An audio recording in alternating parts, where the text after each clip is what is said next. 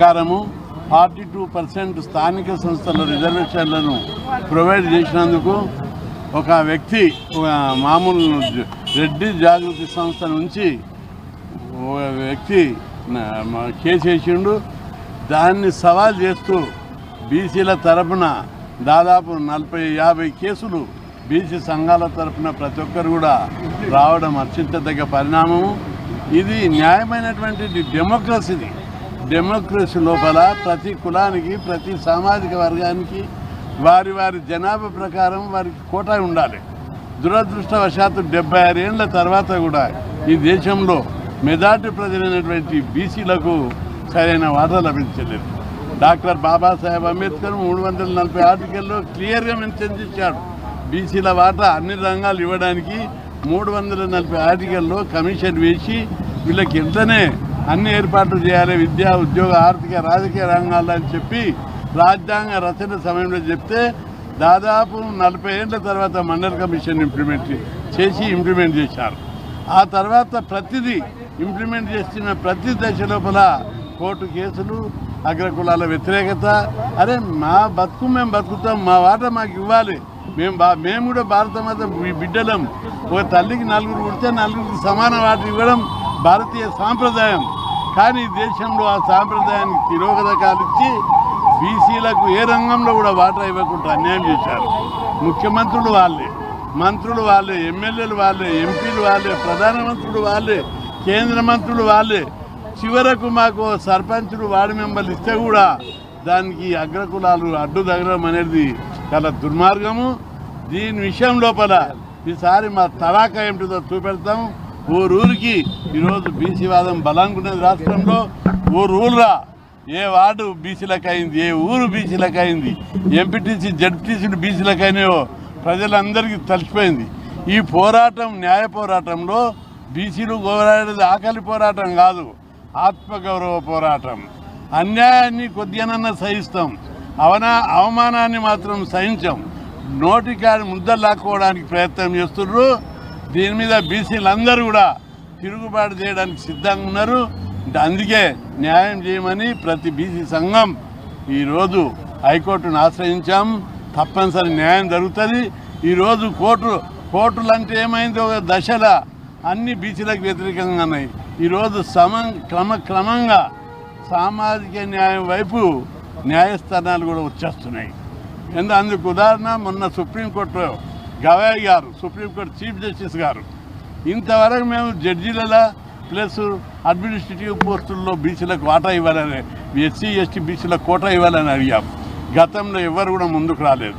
మొన్న సిజేఐ గారు సుప్రీంకోర్టులో, హైకోర్టులో ఎస్సీ ఎస్టీ బీసీలకు అడ్మినిస్ట్రేటివ్ పోస్టులలో కోటా రిజర్వేషన్లు కల్పిస్తూ చరిత్రాత్మకమైనటువంటి న్యాయం చేశాడు. అది ఒక మంచి ట్రెండు. ఇప్పుడు కోర్టుల యొక్క ట్రెండ్ కూడా సామాజిక న్యాయం ఇవ్వాలి. ఈ దేశంలో పేద కులాల గొంతు నొక్కాలి ఎన్ని రోజులని చూస్తలేవు, వీళ్ళకి ఎన్ని రోజులని అణచివేస్తారు, వీళ్ళకి న్యాయం చేయాలనే ట్రెండు స్టార్ట్ అయింది. తప్పనిసరి బీసీలకు న్యాయం జరుగుతుంది, లేకపోతే ప్రజాయుద్ధం తప్పదని చెప్పి ఈరోజు ప్రజలందరూ భావిస్తున్నారు. ఈ సమస్య ఇంటింటికి వెళ్ళిపోయింది, గ్రామంకి వెళ్ళిపోయింది. ఏ వార్డు, ఏ గ్రామ పంచాయతీ, ఎంపీటీసీ, జడ్పీటీసీ ఏది బీసీలకు రిజర్వ్ అయింది వాళ్ళ తీసేస్తే ప్రజలందరూ కూడా తిరుగుబాటు చేస్తారు. రాష్ట్రంలో అల్లకల్లోలం అవుతుంది, యుద్ధం అవుతుంది. కాబట్టి ఈ విషయాన్ని మేము కోర్టు దృష్టికి తీసుకొస్తున్నాం. తప్పనిసరి బీసీలకు న్యాయం జరుగుతుందని మేము ఆశిస్తున్నాం.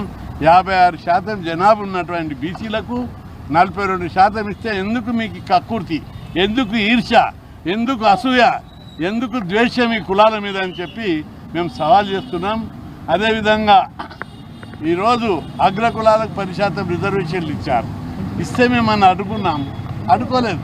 మా బతకని వాళ్ళు కూడా బతకని, వాళ్ళే కలెక్టర్, వాళ్ళే అగ్రకులాల పేదోళ్ళు కూడా ఉన్నారు, కొందరు బతకనని ఇచ్చాం.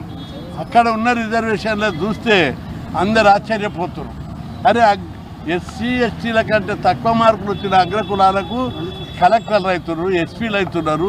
ఈ కులాలకు ఇంకా న్యాయం జరగకుండా ముందే ఆ కులాల వాటా పోతుందని వాళ్ళు మేఘాల మీద జాతీయ స్థాయిలో బిల్లులు పెట్టి పాస్ చేసుకొని రిజర్వేషన్ పెట్టించుకున్నారు. మేము ఆశయ పడలేదు, ఈర్ష్య పడలేదు. మేమందరం విశాల దృక్పథంతో మీరు చెప్పేటటువంటి సర్వే జన సుఖినో భవంతు మీరు ఏదైతే చెప్తారో ఆ వేదవాక్కులను మేము మనసారా ఆశీర్వదించడము, అనుసరించడం. మీరు మాత్రము అరే మేము ముఖ్యమంత్రి పదవి రాలేదు, మాకు కేంద్ర మంత్రి పదవులు రాలేదు, ఎంపీలు ఎమ్మెల్యేల కోటా లేదు, అయినా కూడా మేము పెద్ద మనసుతోటి మీరు ఎమ్మెల్యేలు అయితే మా సార్ కారు బాగుంది, మా సార్ బుర్ర బాగుంది, ఆయన బట్టలు బాగున్నాయని మునిసిపోయారు మా వాళ్ళంతా. ఈరోజు మేము సర్పంచులు అయితే కూడా మీరు ఓర్వరా? ఇదేనా ఈ దేశంలో న్యాయం అని చెప్పి మేము ప్రశ్నిస్తున్నాం.